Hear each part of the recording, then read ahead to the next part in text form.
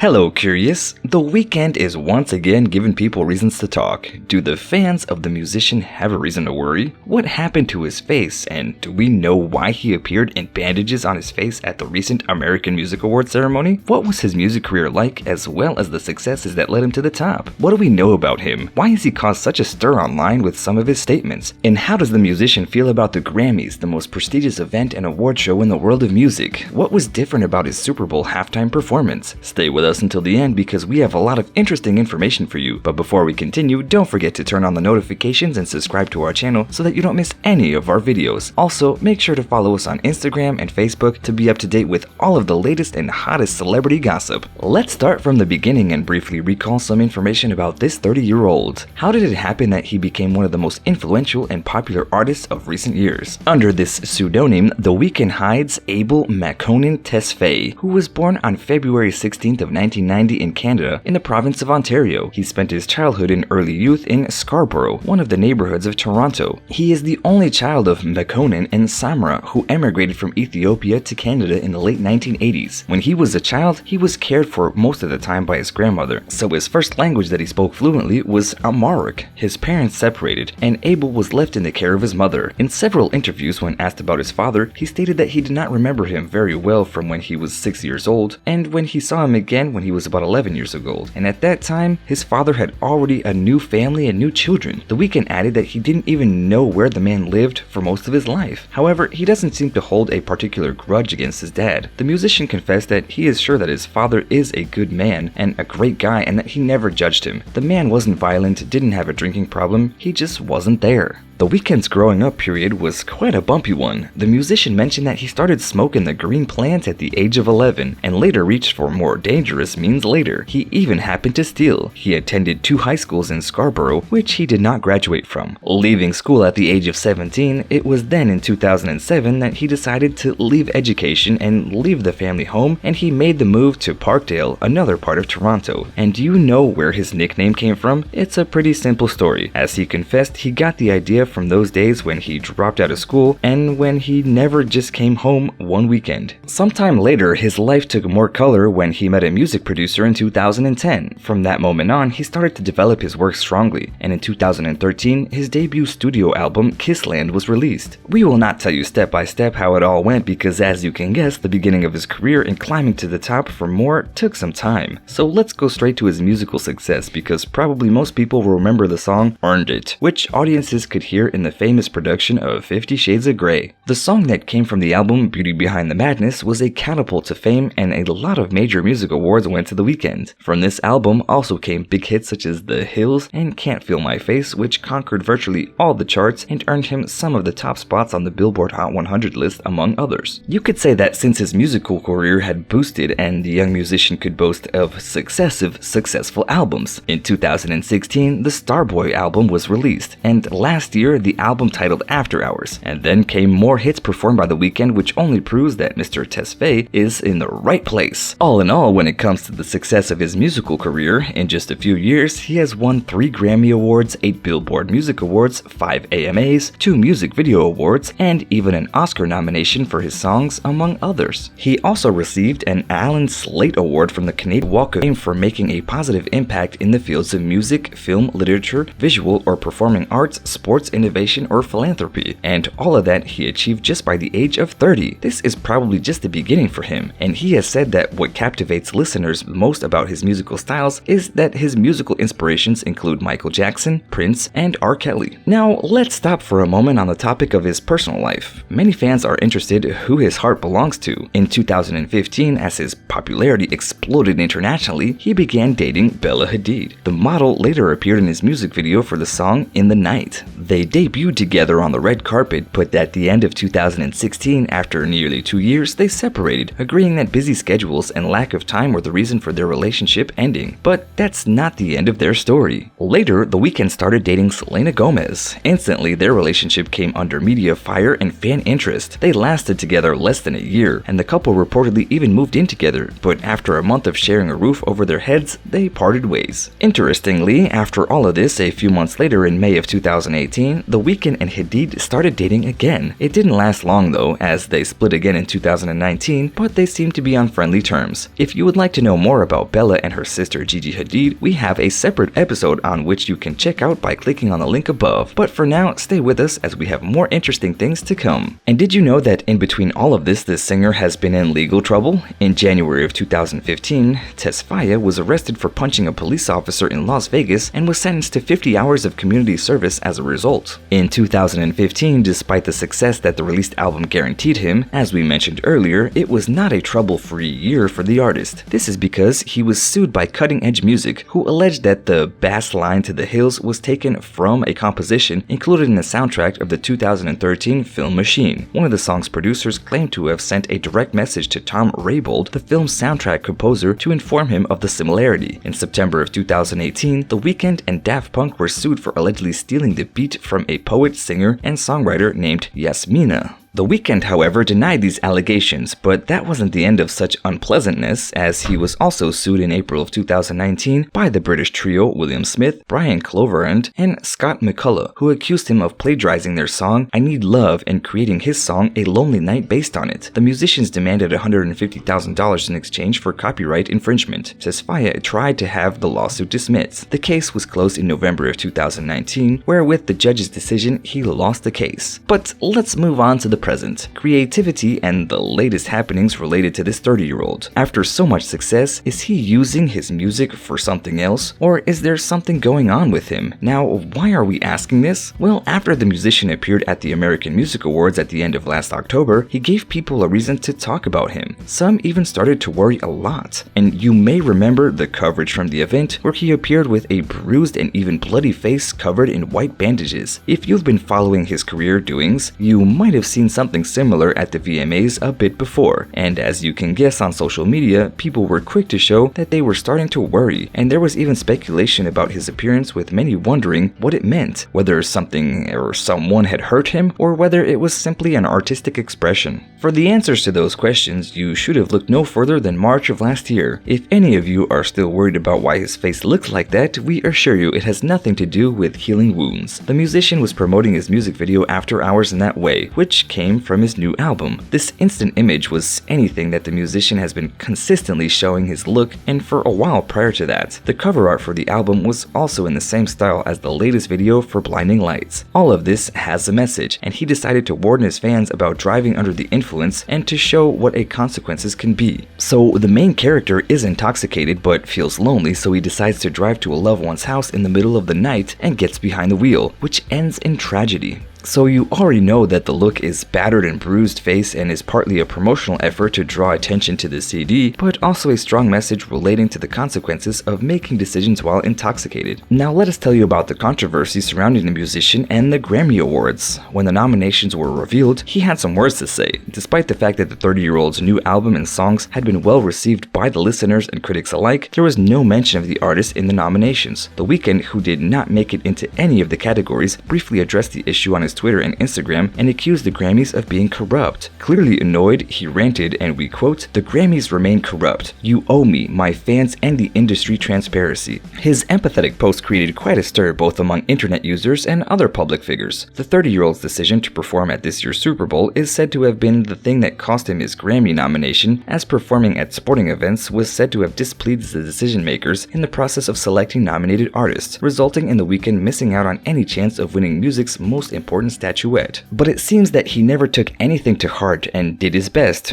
wowing the audiences with his performing during the halftime show at this year's Super Bowl. And while he himself did not rock the bandages on his face that many have come associate with him now, his backup dancers sure did. And what else is shocking about all of this? Well, it is the fact that he allegedly won't be paid. But now, hear us out. Taking part in a Pepsi commercial, according to Forbes, Abel will collect a payout of $1 million. But according to the publication, he was also also supposed to have spent $7 million of his own money to put on a show, and it could be said that a show with a capital S with that sum, and his team believes that this performance is a great career opportunity and that in the long run it will pay off. Well, let's hope they are right. So curious, do you like The Weeknd's music? Which of his songs is your favorite? What do you think about the image he created to promote his new album? Were you fooled by it, and did you think that something happened to the singer? And what did you think of his halftime performance? Let us know in the comments below, and as always, don't forget to like, share, and subscribe to our channel so you don't miss any of our future videos.